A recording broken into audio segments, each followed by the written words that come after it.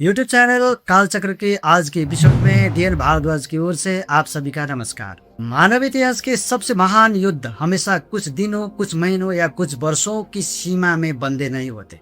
कुछ संघर्ष ऐसे होते हैं जो केवल रणभूमि में खून नहीं बहाते, वो पूरे युग की दिशा बदल देते हैं। ऐसे युद्धों में लड़ने वाले सैनिक बार बार बदलते रहते हैं, सम्राट समय के गर्भ में विलीन हो जाते हैं, राजवंश उदय होते हैं और पतन होते हैं, साम्राज्य धूल में मिल जाते हैं, नए साम्राज्य जन्म लेते हैं, लेकिन संघर्ष की आत्मा युगों युगों तक जीवित रहती है। ऐसा ही एक अद्भुत, विराट और इतिहास का सबसे दीर्घकालीन संघर्ष था चीन और यूरेशिया के विशाल घासे मैदानों में विचरण करने वाली घुमंतु शक्तियों के बीच का युद्ध। यह किसी एक सम्राट की महत्वाकांक्षा या किसी एक राजवंश का विजय अभियान नहीं था। यह लगभग 2000 वर्षों तक पीढ़ी दर पीढ़ी हस्तांतरित होती आई शक्ति, अस्तित्व और प्रभुत्व की निरंतर महागाथा थी। चीन और घास के मैदानों के घुमंतु कबीलों के बीच संघर्ष का सबसे रोचक पहलू यह था कि युद्ध कभी समाप्त नहीं हुआ, केवल युद्ध का नेतृत्व करने वाले पात्र बदलते गए। चीन में एक राजवंश कमजोर होते ही दूसरा नया राजवंश उदय होता था। उत्तर के घास के मैदानों में एक घुमंतु महासंघ विघटित होते ही दूसरी और शक्तिशाली शासक जन्म लेती थी। इतिहास के मंच पर चेहरे बदलते रहे, लेकिन युद्ध की कहानी वैसे ही बनी रही। शियोंग, शियानबे, रुरान, गोक्तुर्क, उइगुर, खितान, जुरचैन, मंगोल और अंतत मंचू, ये सब घुमंतु शक्तियां किसी न किसी समय चीन की प्रतिद्वंदी बनी। कभी उन्होंने चीन पर विनाशकारी आक्रमण किए, कभी व्यापार के माध्यम से संबंध जोड़े, कभी राजनीतिक गठबंधन बनाए और अंतत कुछ ने तो चीन पर शासन भी किया। इसलिए यह केवल युद्ध का इतिहास नहीं है, यह दो बिल्कुल अलग दुनियाओं के बीच हजारों वर्षों लंबी प्रतिस्पर्धा का इतिहास है।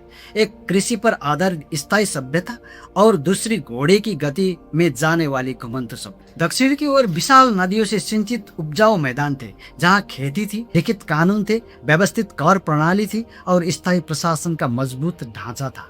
वह चीनी सभ्यता थी जहाँ शक्ति राज्य के संस्थाओं में निहित थी। लेकिन उत्तर में हजारों किलोमीटर तक फैला अनंत घास का मैदान था। वहां शक्ति जमीन से नहीं, घोड़े से तय होती थी। संपत्ति का आधार खेत खलिहान नहीं, विशाल पशुधन था। सुरक्षा का भरोसा ऊंची दीवारों में नहीं, अपार गति में था। वहां के बच्चे चलना सीखने से पहले ही घोड़े की पीठ पहचानना सीख जाते थे। वे दौड़ते हुए घोड़े पर से आगे पीछे और चारों ओर एक ही सांस में तीर बरसा सकते थे। हल्का कवच, अत्यंत शक्तिशाली संयुक्त धनुष, कंपोजिट बो और अद्वितीय गतिशीलता ने उन्हें दुनिया के सबसे भयंकर घोड़सवार धनुर्धर योद्धा बना दिया था। घास के मैदानों के घुमंतु कबीलों की युद्ध कला प्रकृति के तूफान जैसी थी। वे शत्रु पर अचानक आक्रमण करते थे, शत्रु की रसद काट देते थे, पीछे हटने का अभिनय करके विरोधी को दूर तक खींच लाते थे, फिर थके हुए क्षण में शत्रु पर घातक प्रहार करते थे। उनके लिए युद्ध केवल शक्ति प्रदर्शन नहीं था, वो गति, धैर्य, छल, रणनीति और समय का अद्भुत संयोजन था। ऐसे चालाक और गतिशील शत्रु के सामने भारी हथियार लिए चीनी पैदल सेना और रथों के लिए खुले मैदान में विजय हासिल करना अत्यंत कठिन था। इसी कठोर सच्चाई ने चीन को न केवल विशाल सेना बनाने बल्कि अपनी पूरी उत्तरी सीमा को सुरक्षित रखने के लिए अद्भुत रक्षा प्रणाली विकसित करने पर मजबूर किया। इसी संघर्ष ने अंततः मानव सभ्यता की सबसे भव्य सैन्य संरचनाओं में से एक ग्रेट वॉल के निर्माण की ऐतिहासिक परियोजना की नींव तैयार की। इस तरह चीन और यूरेशियाई घास के मैदानों की घुमंतु शक्तियों के बीच यह लगभग 2000 वर्ष लंबी प्रतिस्पर्धा केवल सीमा का युद्ध नहीं थी। यह दो अलग जीवन शैलियों, दो अलग सभ्यताओं और दो अलग विश्व दृष्टियों के बीच का अविराम संघर्ष था। समय ने इस युद्ध के सभी पात्र बदल दिए, लेकिन इसकी प्रतिध्वनि आज भी इतिहास के पन्नों में उतने ही जीवंत सुनाई देती है। ईसा पूर्व 221 में पूर्वी एशिया के इतिहास में एक नए युग की शुरुआत हुई। शताब्दियों से एक दूसरे से लड़ते आ रहे चीनी राज्यों को एकीकृत करते हुए चीन शी हुआंग ने पहली बार पूरे चीन को एक साम्राज्य में संगठित किया।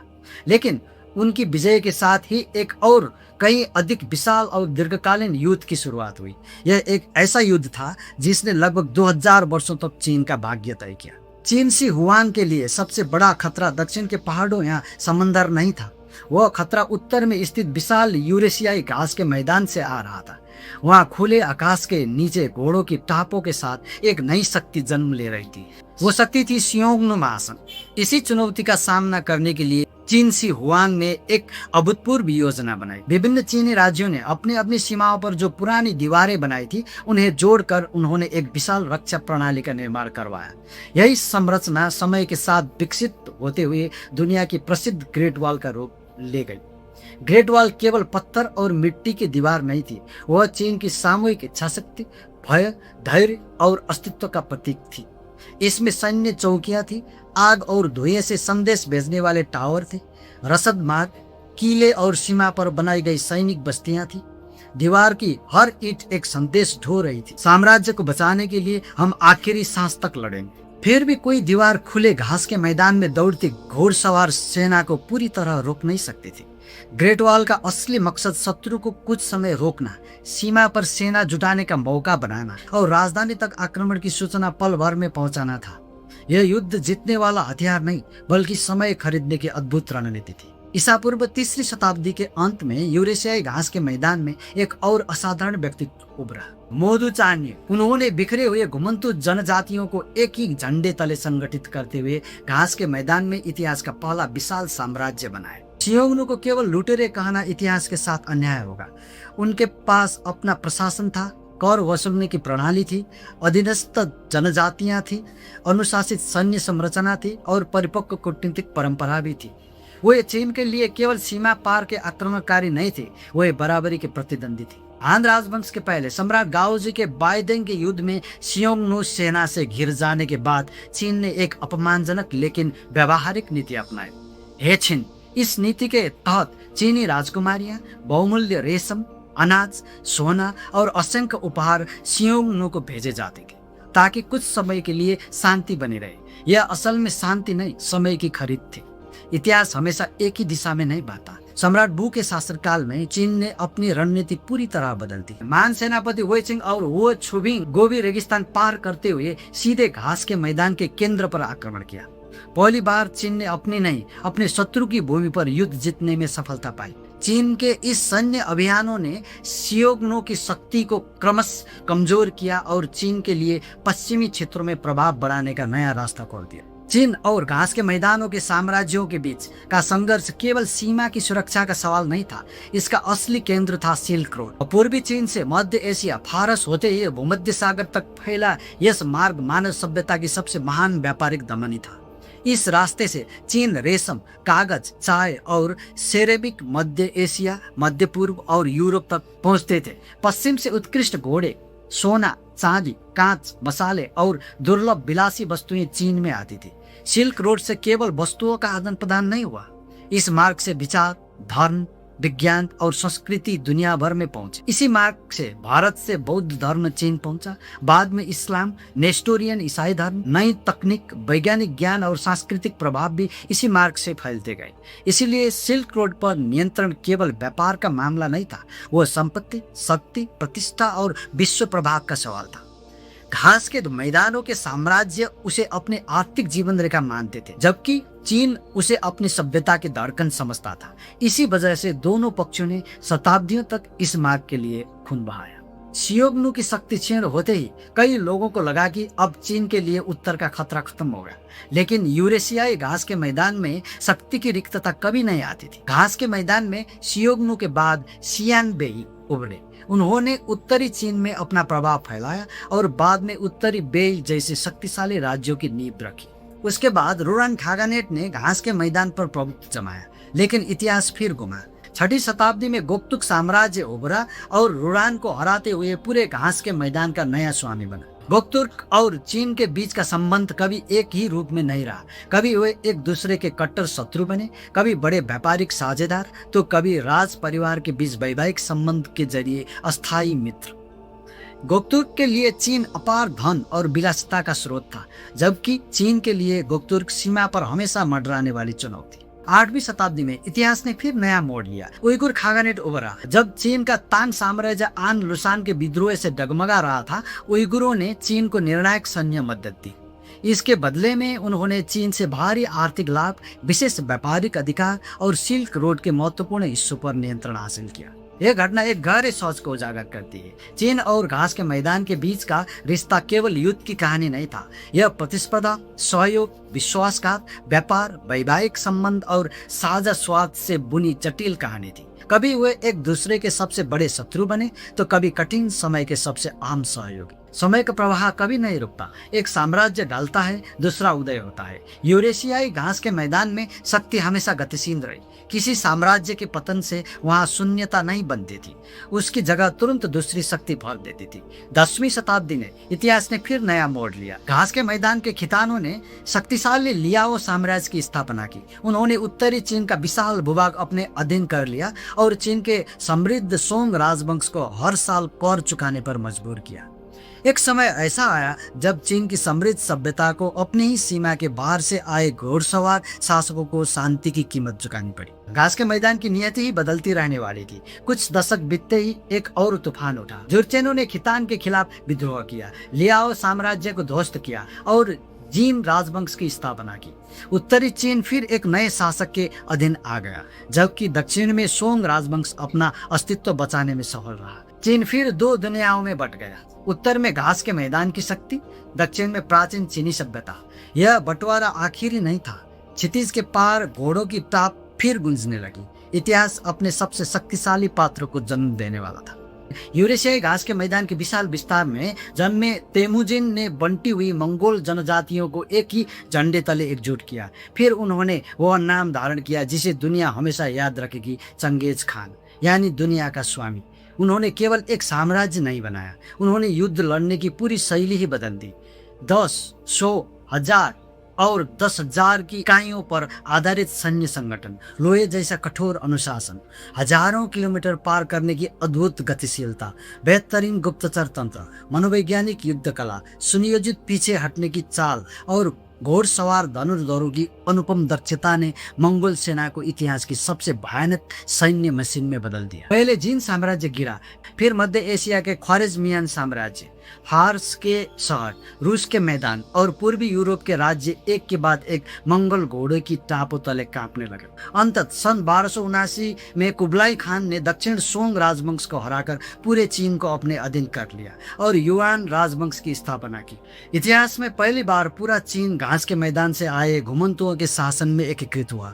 2000 वर्षों तक सीमा पर युद्ध लड़ने वाले घुमंतु अंततः चीन के सिंहासन पर विराजमान हुए। शताब्दियों तक दोहराए गए इस युद्ध ने चीन को केवल घायल नहीं किया, उसे बदल दिया। चीन ने अपनी सीमाओं पर स्थायी सैन्य छावनियां बनाई, ग्रेट वॉल का लगातार विस्तार किया गया, जो हॉल भी चलाती थी और जरूरत पड़ने पर तलवार भी उठाती थी।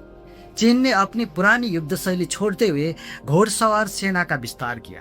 घास के मैदान से बेहतरीन घोड़े मंगवाए गए, घोड़सवारी और धनुर्विद्या सीखी गई। उत्तर की जनजातियों को एक दूसरे के खिलाफ इस्तेमाल करने की सूक्ष्म फूट डालो और राज करो नीति अपनाई गई।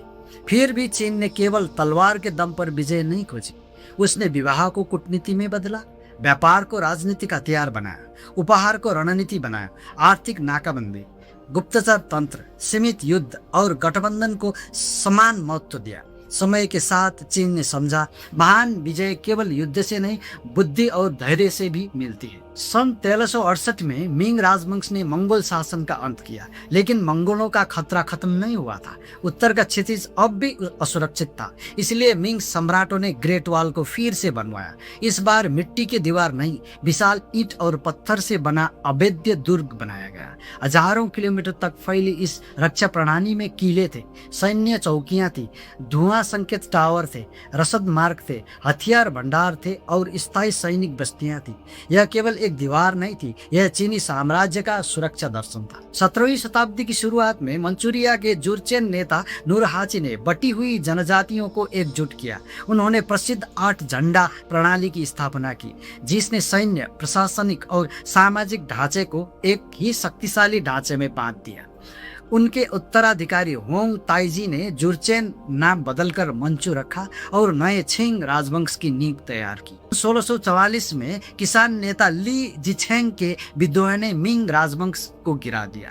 संकट की उस घड़ी में मिंग के सेनापति बू सांगुई ने एक ऐसा फैसला लिया जिसने इतिहास की दिशा ही बदल दी। उन्होंने विद्रोहियों को दबाने के लिए शानहाई गुआन का द्वार मंचू सेना के लिए खोल दिया। उसी द्वार से मंचू सेना ग्रेट वॉल पार करते हुए बीजिंग में दाखिल हुई और चीन में छिंग राजवंश की स्थापना हुई। यह इतिहास की सबसे बड़ी विडंबनाओं में से एक थी। लगभग 2000 वर्षों तक चीन से युद्ध करते आए उत्तर की घुमंतु शक्तियां अंततः चीन के ही सम्राट बनी। लेकिन मंचुए ने चीन को नहीं जीता, वे खुद भी चीन द्वारा रूपांतरित हो गए। उन्होंने चीनी प्रशासन, कन्फ्यूशियस परीक्षा प्रणाली, कर व्यवस्था और राज्य संचालन की परंपरा अपनाई। साथ ही अपनी मंचू भाषा, 8 झंडा प्रणाली और सैन्य पहचान को भी बचाए रखा। विजेता और विजित दोनों एक दूसरे में घुलते हुए एक नई सभ्यता का निर्माण करने लगे। सम्राट कांगसी, योंगजोंग और छानलोंग के शासन में छिंग साम्राज्य ने तिब्बत, शिनजियांग, बाहरी मंगोलिया और ताइवान तक अपना प्रभाव फैलाया। पहली बार चीन उत्तर के विशाल घास के मैदान को अपने ही साम्राज्य में समेटने में सफल हुआ। 2000 वर्षों तक दो अलग राजनीतिक दुनियाओं के रूप में रहे चीन और घास का मैदान अंततः एक ही बहुजातीय साम्राज्य में एकीकृत हो गया। उसके बाद भी सीमा पर विद्रोह हुए, स्थानीय विद्रोह बढ़ गए, लेकिन शियोंगनू से मंगोल तक लगातार चलता आया चीन और घास के मैदान के बीच का महान शक्ति संघर्ष का युग मूलतः समाप्त हो गया। चीन और उत्तरी घास के मैदान के साम्राज्यों के बीच लगभग 2000 वर्षों तक चला यह संघर्ष मानव इतिहास की सबसे लंबी भू राजनीतिक प्रतिस्पर्धाओं में से एक था। इसी संघर्ष ने ग्रेट वॉल को जन्म दिया, सिल्क रोड के इतिहास को आकार दिया, चीन की सैन्य रणनीति बदल दी, घास के मैदान में साम्राज्यों का उत्थान और पतन हुआ।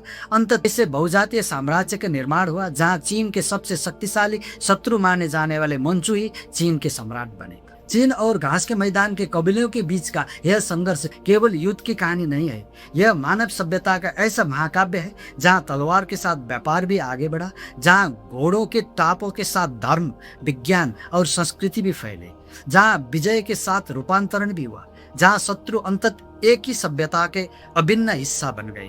2000 वर्ष लंबे इस संघर्ष ने केवल चीन और घास के मैदान का इतिहास नहीं बदला, इसने पूरे पूर्वी एशिया की राजनीति, संस्कृति और सभ्यता के भविष्य को हमेशा के लिए नई दिशा दी। अगर आपको इतिहास की ऐसे ही अनसुनी, सच्ची और रोमांचक कहानियां पसंद आती है तो अभी इस चैनल को सब्सक्राइब कीजिए और बेल आइकन जरूर दबाइए ताकि हमारे हर नई वीडियो सबसे पहले आप तक पहुंचे। आपका एक सब्सक्राइब हमें और भी गहराई से रिसर्च करने, ऐसे बेहतरीन कहानियां आपके सामने लाने की प्रेरणा देता है। मिलते हैं अगली वीडियो में इतिहास के एक और ऐसे अध्याय के साथ जिसने दुनिया की दिशा बदल दी। तब तक के लिए नमस्कार।